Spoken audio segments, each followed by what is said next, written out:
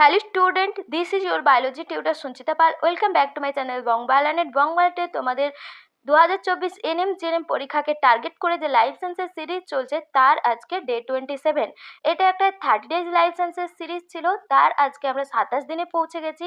এই 27 দিনও তোমাদের জন্য নতুন একটা লাইফ সায়েন্সের ফুল সেট নিয়ে আমি হাজির হয়েছি, যেখানে ক্যাটাগরি 1 এর 30খানা প্রশ্ন এবং ক্যাটাগরি 2 এর 10খানা প্রশ্ন, টোটাল 40খানা প্রশ্ন রয়েছে। তোমাদের সাথে এই পুরো সেটটাই আলোচনা করব। এগুলো তোমাদের জন্য এক একটা মিনি মক টেস্টের মতন হয়ে যাবে, সেজন্য তোমাদেরকে সাজেস্ট করব তোমরা স্কিপ না করে পুরো ভিডিওটা দেখো এবং এখান থেকে কতগুলো কোশ্চেন তোমরা নিজেরা করতে পারলে সেটা কমেন্টে আমাকে জানিয়ে যেও। এই সিরিজের বাকি ভিডিওগুলো যারা দেখতে চাও এনএম জেএনএম 2024 বলে প্লেলিস্ট করা রয়েছে, ওখান থেকে দেখতে পারো।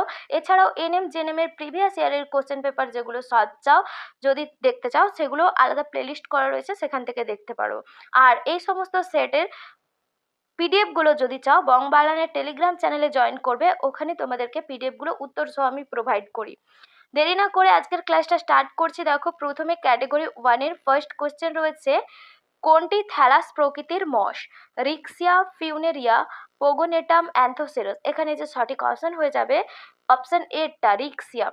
আগেই বলে রাখি তোমাদের যে এর আগে আমি যত কোশ্চেন প্র্যাকটিস করিয়েছি আর এইগুলো তোমাদের বই থেকে যে প্র্যাকটিস সেটগুলো করাচ্ছি, আগের যে কোশ্চেনের সাথে বইয়ের কোশ্চেন কিন্তু অনেক কমন পাবে, কারণ তোমাদেরকে আগে আমি নিজে কোশ্চেন সেট করে প্র্যাকটিস করাতাম আর এগুলো বইয়ের কোশ্চেন সেট, সেই জন্য আগের কোশ্চেনের সাথে কিন্তু এই কোশ্চেনগুলো অনেক মিল থাকবে। তো সেই জন্য ঘুরিয়ে তোমাদেরকে এগুলো প্র্যাকটিস করিয়ে দিচ্ছি, আর নতুন তো কিছু থাকবেই, সেগুলোও তোমাদের জন্য হেল্পফুল হবে। তো চলো দুয়ের কোশ্চেনটা দেখে নিই। দেখো, প্রোটিনের ক্ষুদ্রতম অংশকে কি বলে? Nucleic acid, amino acid, fatty acid, glycerol. প্রোটিনের ক্ষুদ্রতম একককে বলা হয় অ্যামাইনো অ্যাসিড। অ্যামাইনো অ্যাসিডের গঠনটা এর আগে একটা ভিডিওতে দেখিয়েছিলাম, আবার দেখিয়ে দিচ্ছি। একটা অ্যামিনো গ্রুপ থাকে, মাঝে একটা কার্বন, আর এক সাইডে একটা কার্বক্সিল গ্রুপ থাকে, ওপরের দিকে একটা হাইড্রোজেন গ্রুপ থাকে, নিচের দিকে একটা আর গ্রুপ। এই আর গ্রুপে তোমাদের হাইড্রোজেন অণু, CH3 অণু, যা কিছু এখানে যুক্ত হতে পারে। তো সেই জন্য প্রোটিনের ক্ষুদ্রতম এককে অ্যামাইনো অ্যাসিড বলা হয়। এই অ্যামাইনো অ্যাসিডগুলো পরস্পর পলিপেপটাইড বন্ধনী দ্বারা যুক্ত হয়ে প্রোটিন অণু গঠন করে। তো এর পরে রয়েছে 3-এর কোশ্চেন। দেখো, থাইলাকয়েডের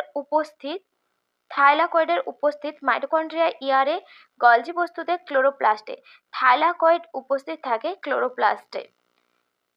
ক্লোরোপ্লাস্টের যে গ্রানা রয়েছে, সেই গ্রানার এক একটার যে গ্রানাগুলো, এই থাইলাকয়েডগুলো পরপর সজ্জিত হয়ে গ্রানা গঠন করে। তো এর পরে রয়েছে 4-এর দাগে। দেখো, এক্সাক্ট জাইলেম দেখা যায় উদ্ভিদের কোথায়? ফুলে, মূলে, কাণ্ডে, পাতায়। এটা আগের দিনের সেটের কোশ্চেনে ছিল, মূলে এক্সাক্ট জাইলেম দেখা যায়। এরপরে প্রতিবর্ত ক্রিয়া নিয়ন্ত্রণ করে মস্তিষ্ক, সুষুম্না কাণ্ড, প্লীহা, যকৃৎ। দেখো, প্রতিবর্ত ক্রিয়া নিয়ন্ত্রণ করে আমাদের সুষুম্না কাণ্ড। এরপরে 6-এর কোশ্চেন রয়েছে, দেখো, সালোক সংশ্লেষ কি জাতীয় বিপাক? উপচিতি, অপচিতি, উভয় কোনোটাই নয়। সালোক সংশ্লেষে যেহেতু জীবদেহের শুষ্ক ওজন বৃদ্ধি পায়, সেই জন্য সালোক সংশ্লেষ একটা উপচিতি বিক্রিয়া এর বা উপচিতি বিপাক। এর পরে রয়েছে, দেখো, একটি স্বল্পমাত্রিক পরিপোষক বা যেটাকে বলা হয় micronutrients. Carbon, nitrogen, chlorine, magnesium. এখানে যে সঠিক অপশন হয়ে যাবে অপশন সি, এটা ক্লোরিন। 8-এর কোশ্চেন রয়েছে, কুমিরের শ্বাসঙ্গ হলো? কুমিরের শ্বাসঙ্গ কোনটা? ফুলকা, ফুসফুস, ত্বক, ট্রাকিয়া। কুমিরের যে শ্বাসঙ্গ সেটা হয়ে যাবে ফুসফুস।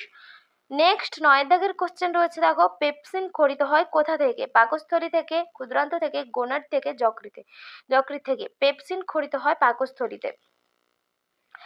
পাকস্থলীর মধ্যে অক্সিনটিক কোষ রয়েছে, যেখান থেকে HCl খরিত হয়। অক্সিনটিক কোষ,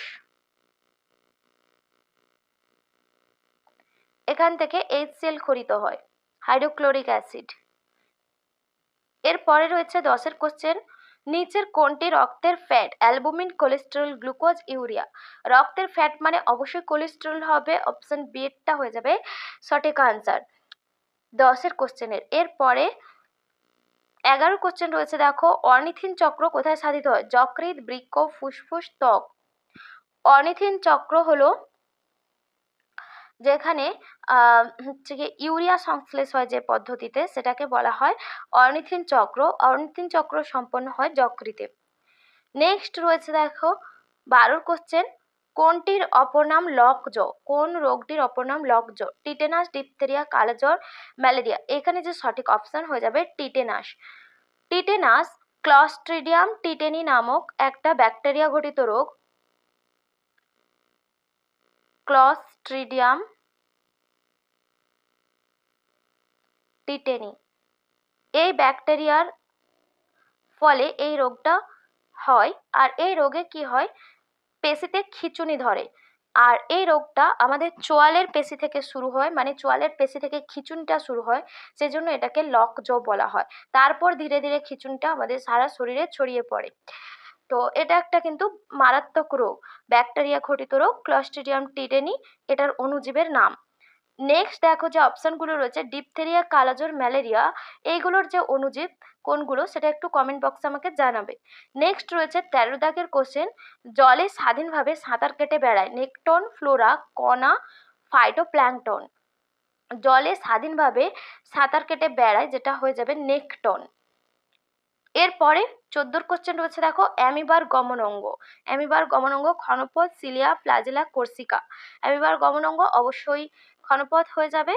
নেক্সট রয়েছে দেখো কোন গ্রন্থিকে সুপ্রিম কমান্ডার বলা হয়? Pituitary, pineal body, hypothalamus, thyroid. 15 কোশ্চেনের আনসার হয়ে যাবে অপশন সি, হাইপোথ্যালামাস গ্রন্থি। হাইপোথ্যালামাস পিটুইটারি গ্রন্থি। পিটুইটারি গ্রন্থিকে মাস্টার্স গ্ল্যান্ড বলা হয় বা প্রভু গ্রন্থি বলা হয়। ওই প্রভু গ্রন্থির ক্ষরণ নিয়ন্ত্রণ করে হাইপোথ্যালামাস, সেজন্য এটাকে সুপ্রিম কমান্ডার বা মাস্টার্স অফ মাস্টার গ্ল্যান্ড বলা হয়। নেক্সট কোয়েশ্চেন রয়েছে 16 দাগের কোশ্চেন, অন্ধকারে দেখতে সাহায্য করে রড কোষ কোন কোষ? উভয় কোষ, কোনটি নয়। অন্ধকারে দেখতে সাহায্য করে রড কোষ। নিশাচর যে সমস্ত প্রাণী রয়েছে, পেঁচা, বাদুড়, বিড়াল, এরা অন্ধকারে ভালো দেখতে পায় কারণ এদের চোখে রড কোষের সংখ্যা বেশি থাকে। আর কোন কোষ? উজ্জ্বল আলোয় বর্ণ দর্শনে, বিভিন্ন বর্ণ দর্শনে সাহায্য করে। নেক্সট 17 কোশ্চেন রয়েছে, ট্রিপ্লয়েড সেট কোথায় দেখা যায়? ডিম্বাণুতে, ভ্রূণাণুতে, শস্য নিউক্লিয়াসে, বীজে। ট্রিপ্লয়েড সেট দেখা যায় শস্য নিউক্লিয়াসে, অপশন সি এটা হয়ে যাবে সঠিক আনসার। পুংরেণুর যে জনন নিউক্লিয়াস থাকে সেটা এন প্রকৃতির হয়, আর ডিম্বাণুতে নির্ণিত নিউক্লিয়াস থাকে যেটা 2n প্রকৃতির হয়। এই দুটো মিলিত হয়ে 3n শস্য নিউক্লিয়াস গঠন করে, সেই জন্য শস্য নিউক্লিয়াস ট্রিপ্লয়েড প্রকৃতির হয়। 18 কোশ্চেন রয়েছে দেখো গেমিউল গঠনের মাধ্যমে বংশবিস্তার করে স্পঞ্জ, হাইড্রা, প্ল্যানেরিয়া, মস। এখানে যে সঠিক অপশন হয়ে যাবে স্পঞ্জ। হাইড্রা বার্ডিং বা কোরকোদ্গমের মাধ্যমে বংশবিস্তার করে, প্ল্যানেরিয়া পুনরুৎপাদনের মাধ্যমে বংশবিস্তার করে, আর মস রেণু উৎপাদনের মাধ্যমে বা জনুক্রমের মাধ্যমে বংশবিস্তার করে। 19 কোশ্চেন রয়েছে দেখো নিচের কোনটি অটোজোম বাহিত বংশগত রোগ?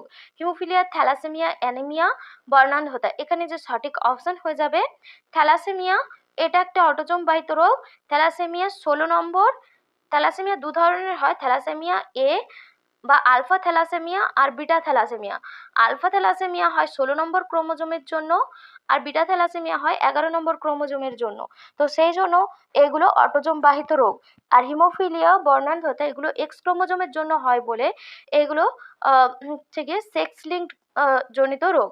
এরপরে রয়েছে 20 দাগের কোশ্চেন, আধুনিক ঘোড়া কোনটা? আধুনিক ঘোড়া ইউহিপাস, ইকুয়াস, মেসোহিপাস, প্লাইহিপাস। এখানে যে সঠিক অপশন হয়ে যাবে অপশন বি এরটা ইকুয়াস। নেক্সট 21 কোশ্চেন রয়েছে, উটের মূত্রে বেশি থাকে কোনটা? Urea, uric acid, ammonia, bilirubin. দেখো উটের মূত্র অর্ধতরল প্রকৃতির হয়, একটু ঘন টাইপের মূত্র ত্যাগ করে।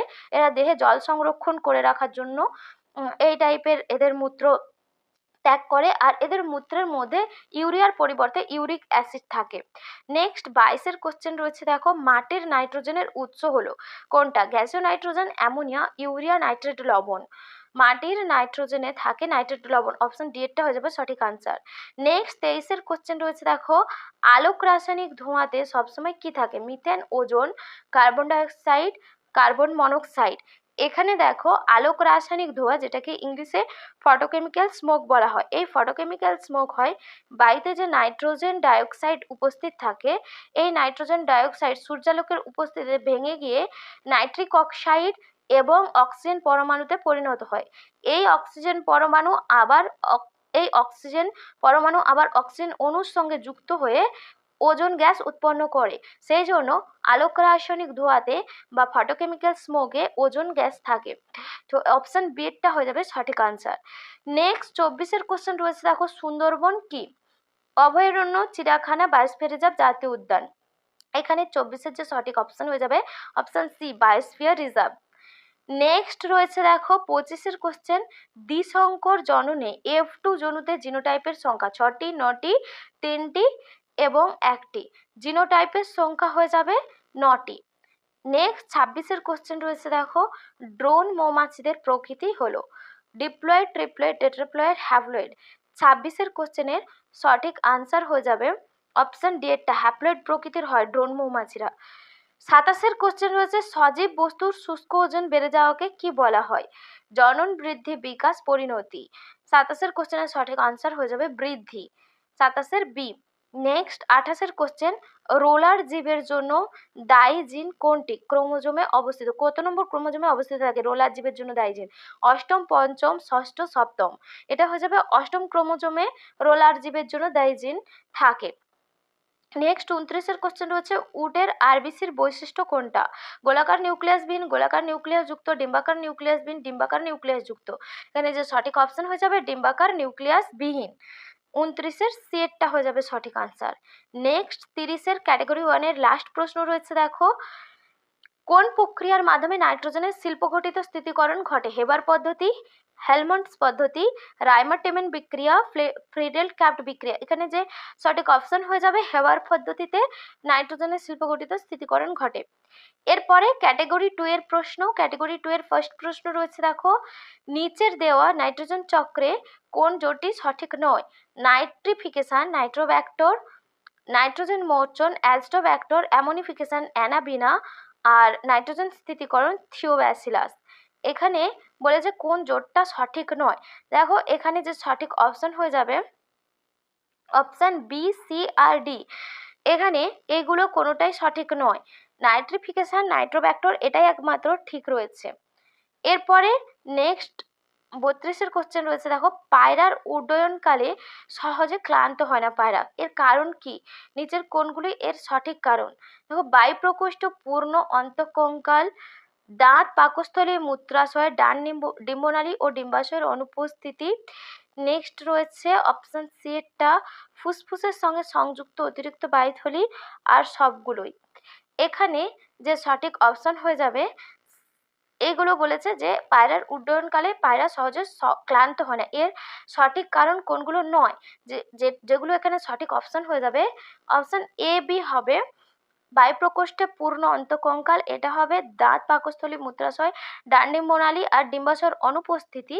এটা থাকে পায়রার দেহে, কিন্তু এটা ওদের দেহকে হালকা করার জন্য হয়, উড্ডয়নকালে সহজে ক্লান্ত হওয়ার জন্য নয়। তো সেই জন্য এই দুটো অপশন হয়ে যাবে সঠিক আনসার। আর ফুসফুসের সঙ্গে সংযুক্ত অতিরিক্ত বায়ুথলি এটা সঠিক আনসার, মানে এটা এখানের ক্ষেত্রে সঠিক, কারণ পায়রার উড্ডয়নকালে ফুসফুসের সঙ্গে বায়ুথলি যুক্ত থাকে বলেই পায়রা সহজে ক্লান্ত হয় না। আর অপশন ডি এরটা হয়ে যাবে, কারণ এখানে সবগুলোই বলেছে, সবগুলোই কিন্তু হবে না, কারণ সবগুলোই হয়ে গেলে তো তাহলে অপশন সি এরটাও ধরা হয়ে যাবে। সেই জন্য এখানে যে সঠিক আনসারগুলো হয়ে যাবে এ, বি আর ডি। দেখো 33-এর কোশ্চেন কি রয়েছে, 33-এর কোশ্চেন রয়েছে, নিচের কোনগুলি নাইট্রোজেন স্থিতিকারী স্বাধীনজীবী জীবাণু নয়? Rhizobium, Clostridium, pseudomonas, Nitrobacter. এখানে যে সঠিক অপশন হয়ে যাবে অপশন এ, সি হবে, আর ডি এরটা হবে।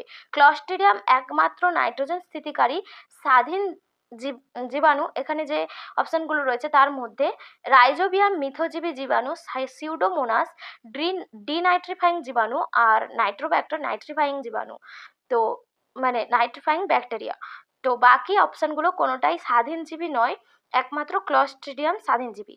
34-এর কোশ্চেন রয়েছে দেখো, নিচের কোনগুলি ক্রোমোজোমের দুই প্রান্ত নয়? Centromere, chromomere, telomere, chromatid. দেখো ক্রোমোজোমের যে শেষ প্রান্ত সেগুলোকে টেলোমিয়ার বলা হয়, বা দুই প্রান্তকে টেলোমিয়ার বলা হয়, সেই জন্য বাকি অপশনগুলো এখানে হয়ে যাবে এগুলো ক্রোমোজোমের দুই প্রান্ত নয়। অপশন এ, বি আর ডি 34-এর। এরপরে 35-এর অপশান রয়েছে। 35-এর কোশ্চেন, নিচের কোনটি মাইটোসিসের সবচেয়ে দীর্ঘস্থায়ী দশা নয়? Prophase, metaphase, anaphase, telophase. এখানে 35-এর যে সঠিক আনসার হয়ে যাবে মাইটোসিসের সবচেয়ে দীর্ঘস্থায়ী দশা নয়, অপশান বি হয়ে যাবে, আর সি হয়ে যাবে, ডি হয়ে যাবে। মাইটোসিসের সবচেয়ে দীর্ঘস্থায়ী দশা প্রোফেজ, বাকিগুলো কোনোটাও নয়। এরপরে রয়েছে 36-এর কোশ্চেন, সরল প্রতিবর্ত ক্রিয়া নিয়ন্ত্রিত হয় না নিচের কোনগুলি দ্বারা? মস্তিষ্ক দ্বারা, সুষুম্না কাণ্ড দ্বারা, বৃক্ক দ্বারা, হৃৎপিণ্ড দ্বারা। দেখো আমাদের যে সরল প্রতিবর্ত ক্রিয়া নিয়ন্ত্রিত হয় সুষুম্না কাণ্ড দ্বারা, সেই জন্য 36-এর যে অপশনগুলো সঠিক হয়ে যাবে সেটা হয়ে যাবে এসি হবে, আর ডি হয়ে যাবে। যেহেতু বলছে নিয়ন্ত্রিত হয় না সেই জন্য ওই অপশনগুলো সঠিক হবে। 37-এর কোশ্চেন রয়েছে, দেখো নিচের যে অংশগুলি প্রধানত গন্ধ অনুভূতি গ্রহণ করে না তা হলো occipital lobe, temporal lobe, olfactory lobe, parietal lobe. দেখো গন্ধ অনুভূতি গ্রহণ করে একমাত্র অলফ্যাক্টরি লোব, বাকি যেগুলো সেগুলো কোনোটাই কিন্তু হচ্ছে গিয়ে গন্ধ অনুভূতি গ্রহণ করে না, আর এর জন্য দায়ী কিন্তু অলফ্যাক্টরি স্নায়ু। 37-এর কোশ্চেনে এরপরে রয়েছে 38-এর কোশ্চেন, পুরুষদের ক্ষেত্রে আরবিসির সংখ্যা মহিলাদের তুলনায় বেশি হয়, তার কারণ কোনগুলি? টেস্টোস্টেরন উপস্থিতি, থাইরক্সিনের অতি সক্রিয়তা, বিএমআর তুলনামূলকভাবে বেশি, ইস্ট্রোজেন। 38-এর বলেছে যে পুরুষের যে আরবিসির সংখ্যা মহিলাদের তুলনায় বেশি, তার কারণ কোনগুলো নয়? এখানে যে সঠিক অপশান হয়ে যাবে 38-এর অপশান বি, সি আর ডি। থাইরক্সিনের অতি সক্রিয়তা, বিএমআর তুলনামূলকভাবে বেশি, ইস্ট্রোজেন, এগুলো কোনোটাও নয়, একমাত্র টেস্টোস্টেরনের উপস্থিতি। এ কারণেই কিন্তু আরবিসির তুলনায় আরবিসি মহিলাদের তুলনায় পুরুষদের ক্ষেত্রে বেশি হয়। এরপরে 39-এর কোশ্চেন, নিচের কোন অংশগুলি মস্তিষ্কের রিলে স্টেশন বা রিলে কেন্দ্র নয়? Thalamus, hypothalamus, ponds, medulla. দেখো আমাদের মস্তিষ্কের যে থ্যালামাস অংশ রয়েছে ওটা একমাত্র রিলে স্টেশন হিসাবে কাজ করে, তাহলে রিলে কেন্দ্র নয় বলেছে, বাকি অপশনগুলো হয়ে যাবে রিলে কেন্দ্র নয়, হাইপোথ্যালামাস, মেডালা, পন্স। এরপরে ক্যাটাগরি 2 এর অর্থাৎ লাইফ সায়েন্সের আজকে শেষ কোশ্চেন 40 নম্বর কোশ্চেন রয়েছে। দেখো ভূকম্পনের অনুভূতি পাওয়া মাত্র ব্যক্তি বহুতল আবাসন থেকে দ্রুত নামতে শুরু করলেন, নিচের কোন হরমোনগুলি এর জন্য দায়ী নয়?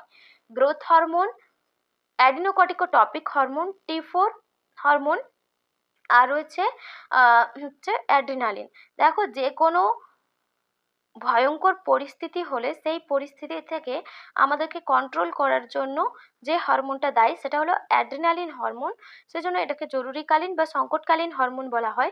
সেই জন্য এখানে যেহেতু বলেছে এর জন্য দায়ী নয় কোন হরমোনগুলো, তাহলে 40-এর বাকি অপশনগুলো হয়ে যাবে এ, বি আর সি, এগুলো কোনোটাই দায়ী নয়, একমাত্র অ্যাড্রিনালিন হরমোনই ওই পরিস্থিতিতে কন্ট্রোল করার জন্য বা ব্যক্তিটাকে বহুতল আবাসন থেকে দ্রুত নিচে নামার জন্য প্রেরণা যোগাবে।